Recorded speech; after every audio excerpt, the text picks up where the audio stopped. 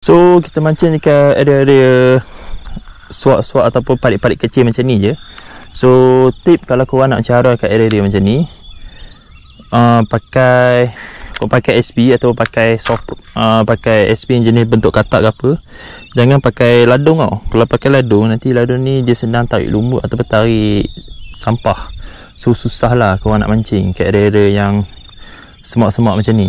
So mata kail ni pun kalau boleh korang tenggelamkan lah sikit supaya nanti dia tak mudah terkeluar. Kalau mudah terkeluar, kalau sangkut tu payah lah. So jom kita try. Bismillahirrahmanirrahim.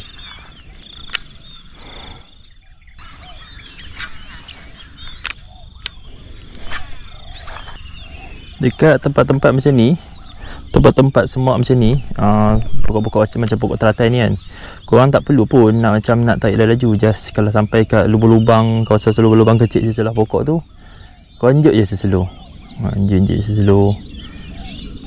Sebab ikan dekat sini, saya cakap dia sentiasa menunggu dekat celah-celah semak lah untuk makan dia punya makanan dia lah.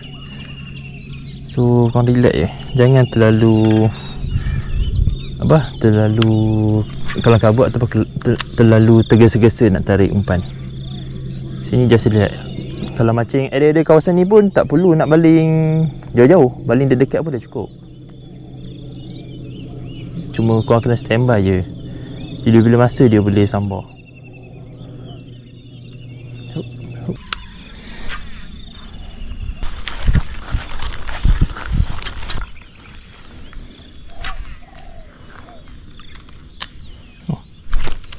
Alah, terus ada sambal.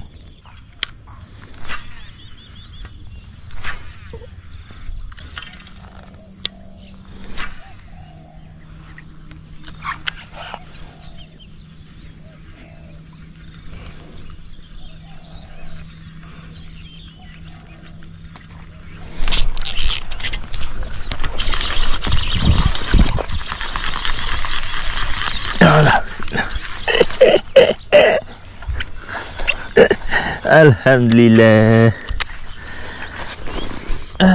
Okay geng, alhamdulillah ikan haron aku yang pertama dekat area ladang kelapa sawit Lubuk Buntak.